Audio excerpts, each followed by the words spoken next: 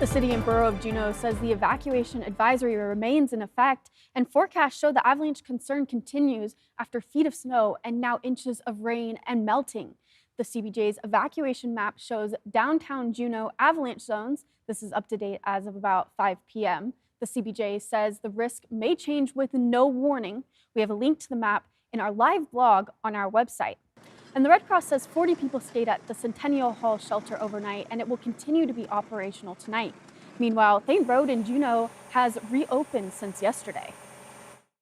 Our avalanche hazard remains elevated, but we haven't seen any additional avalanches in the last 24 hours that we've been able to detect with our avalanche detection system that we've installed along Thane Road.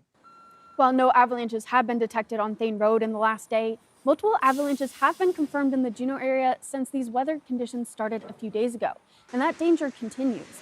In a moment, meteorologist Bailey Braun will have more details on the situation in southeast Alaska as the area is under a first alert day.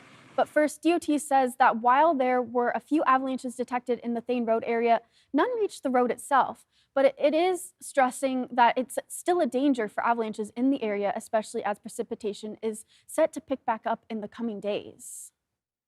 We're continuously monitoring the weather, the forecasted weather, recorded precipitation amounts, recorded snow amounts, and using that to make our decisions on what the avalanche hazard is to Thane Road. DOT says the main highways are in good shape. And we turn now to meteorologist Bailey Braun, who has details on the avalanche concern, but also explains how the southeast storm is impacting Alaskans into the interior. Thank you, Michaela. Into Anchorage and South Central in general, all the way up into the interior, we did have some significant snowfall between 5 to 7 inches recorded in Anchorage alone, and those were all due to the same storm system that is affecting southeast. But looking ahead, there's a second storm system coming your way into Juneau and the southeast region.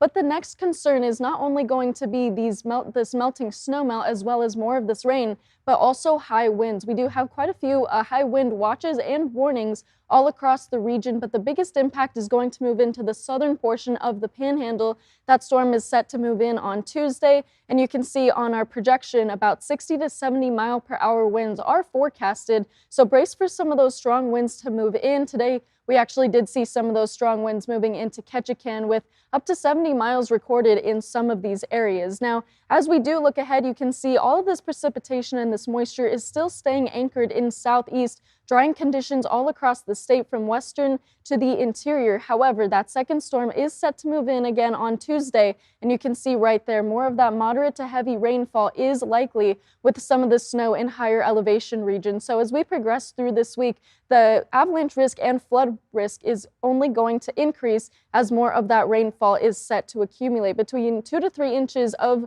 rainfall is forecasted for tomorrow. And again, most of this heavy rainfall is set to be anchored in the more southern portion of the Panhandle. But all across the state, otherwise, we're seeing clearer conditions and much colder temperatures. So looking ahead into the interior, and especially for western Alaska and south central, much colder temperatures coming your way to start the work week, but more rainy conditions into southeast.